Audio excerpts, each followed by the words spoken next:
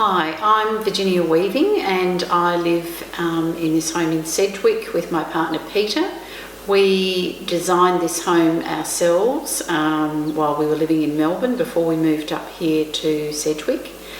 And our main focus was to build a home that didn't look abnormal but had all the functionality of a solar passive home with lots of natural light, sun coming in as much as possible in winter time and blocking it out in summertime, and then in those in-between seasons having filtered light. So this year is a bit unusual because people can't come and have a look at our home, but in previous years we have actually had 2 other open days where people have been able to come and have a look at our home and adjoining accommodation. It is a great place to live. It's very comfortable. We're 20 minutes from Bendigo. We're also 20 minutes from Castlemaine, not far from Kyneton and Maldon as well. So it's a lovely place to live. It's a comfortable home to be in. I think one of the great advantages of living here, apart from the obvious, is that we have lots of windows, so it feels like the outside is almost as much a part of our home as being inside as well. So lots of natural light, lots of windows, that allows that lovely cross-flow ventilation in summer, and in winter with the doors closed, the heating onto the polished concrete floors, which makes it lovely and warm inside. We purchased the land about 7.5, 8 years before we decided to build on it, which was great because it gave us lots of opportunities to notice things and what worked well, and we also, during that time, we planted lots of trees around the perimeter of the property, probably in excess of 1,000 trees. This year alone I think we've planted well over 150 trees in spaces that have either lost trees or they've come down for one reason or another or died. So we've taken those out and replanted with new trees. In addition to our orchard, which sustains us with fruit and vegetables, we also have a largely native garden at the front of the home. So it's quite a bird attracting garden, so we often see different birds feeding on the plants out there. We've also placed a couple of water baths out there so that they have somewhere to bathe and cool down in summer, which is quite important. We've got several nesting boxes around the property as well, so that to encourage native birds to reproduce and have a safe place to hide. Our home itself is built from a material called timbercrete, which is made from recycled sawdust, cement and sand. So it has all the wonderful properties of timber. It can be sawn, it can be drilled into, but it has wonderful thermal properties. So it means, on a very hot day you can go outside and touch the timbercrete. It doesn't get hot at all. So it's not transferring that heat back inside the house, and the home maintains a lovely even temperature all year round. We have what's known as an A&A worm toilet system, which means that all the water waste from the house goes into what is similar to a septic, except that in the base of where our water goes to, there are about 15 different species of worms, and they munch up all the wastewater from the house, which can then be used for some watering. It doesn't require any maintenance during the year, unlike a lot of other systems. Because we're out of town, we need to collect our own water, so we have 4 rainwater tanks, which from the large roof space that we have on our home, we collect 4 lots of 22,500 litres. Plus we also have quite a large dam that we use the water to feed our orchard with, which predominantly grows a lot of our own fruit and veg, and which not only sustains us during the year. We often give things away, and we also give some of that to our guests when they stay.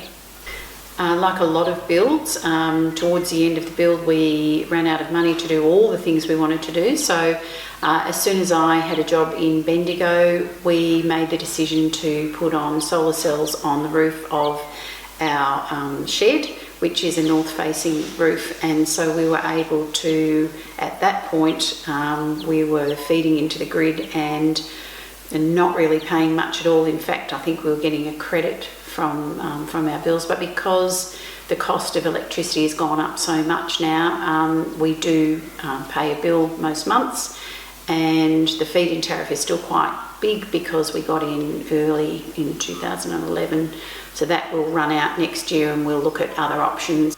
We also have outside a heat pump system to heat our hot water. In summer, our house relies on the correct treatment of the conditions outside to keep it cool inside.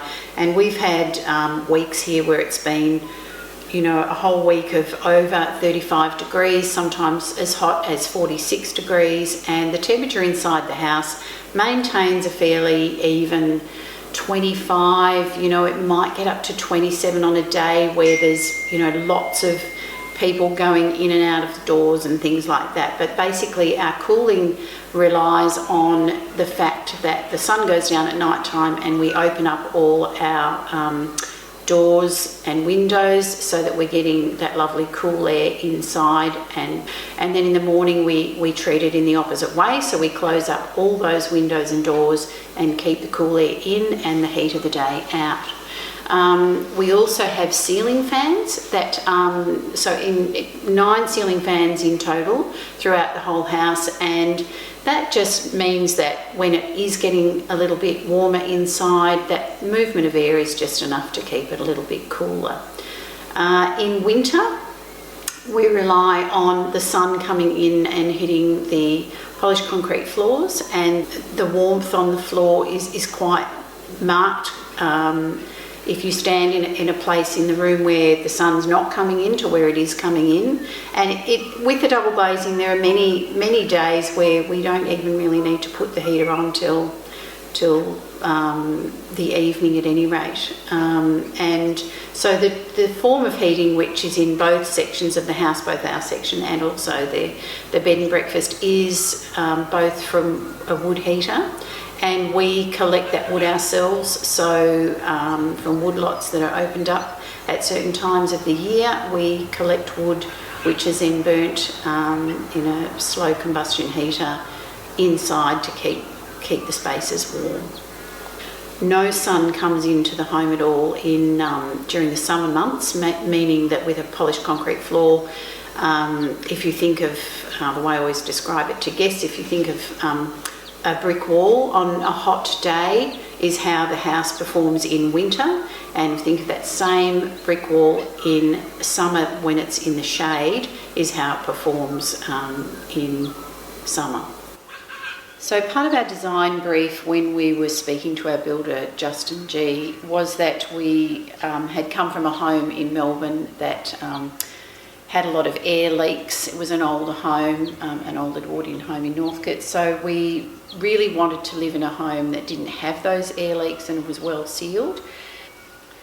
And then the opportunity arose at the end of November in 2011, after our home was built, that we could have it tested through a company called Re-Emerge for how well it was actually airlocked, and they came out with their equipment, and at the time that they tested, our home was off the charts in terms of how well sealed it was. It was the most airtight home they'd ever tested in Victoria.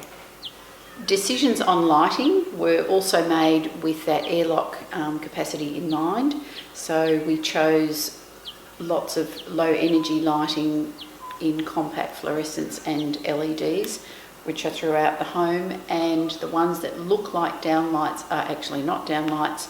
They have a little dome bubble above them which prevents any air leakage back up into the roof. Thanks for coming to visit our home today. I'm sorry it's not what it normally is in terms of coming and actually seeing it for yourself, but we do have the advantage that a section of our house next door, which works just as well as the house that we live in, is solar passive, and it's a great way of testing out before you build or before you consider maybe changes to your own home, to test out just how well a solar passive home can work. You can come and stay anytime at the Chocolate Lily.